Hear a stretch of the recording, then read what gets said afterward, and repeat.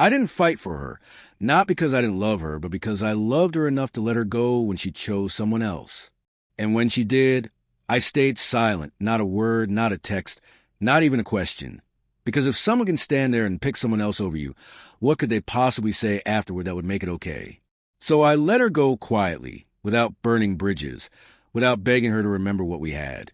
And I convinced myself she moved on, that she never looked back, until one day she returned with tears in her eyes and our old photo pressed to her chest like it was the last real thing she had left. Her name was Emily, and for 3 years she was my entire world. It wasn't always easy. We argued, we stumbled, but we always came back to each other, until the day she didn't. It happened slowly, the way most heartbreak does. She started talking about someone from work, a friend at first, then someone she clicked with, someone who just got her. I saw it happening, saw her slipping away, but I stayed still because I didn't want to be the guy who stood in the way of her happiness, even if it meant it wouldn't include me. And when she said she needed time, space, clarity, I gave it to her. But deep down I knew she wasn't confused. She was choosing, and she chose him. The night she left, I didn't cry in front of her. I held it together, told her I wish her well, even smiled a little. And the moment the door closed behind her, I fell apart, but I never reached out, never tried to win her back, because if she had to be convinced to stay, she didn't deserve the version of me that loved her without doubt. Months passed. I heard things through friends, that it didn't last with him, that she seemed quiet, different, but I didn't let myself care because the one thing I promised myself was this. If she ever comes back, it would have to be on her own. No invitations, no guilt trips, no unfinished business dragging me down. Then one afternoon, nearly a year later, I heard a knock. I wasn't expecting anyone. I wasn't even dressed properly, just sweats and a t-shirt.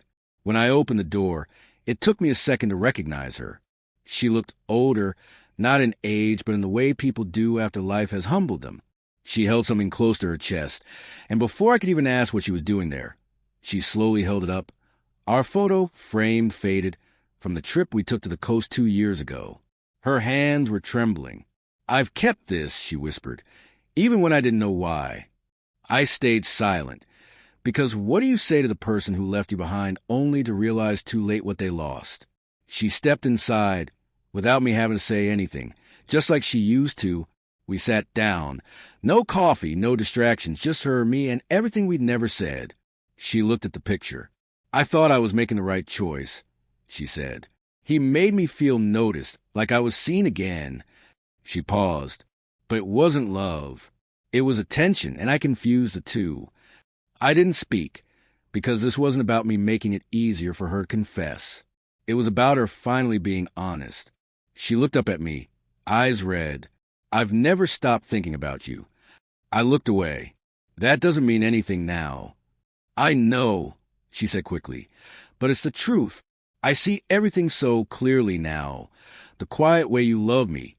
The things you did that I never even noticed at the time. I threw it all away thinking the grass was greener, and all I found was regret." Her voice cracked. "I'm not asking you to take me back. I just needed you to know that you weren't the one who failed us. I was."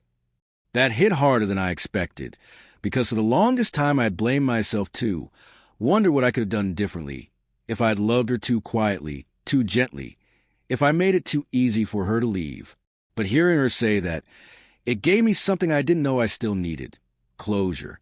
She stood up after a while, placed a photo on my kitchen counter. "You don't have to keep it," she said, "but I didn't want any more if it meant holding on to something I broke."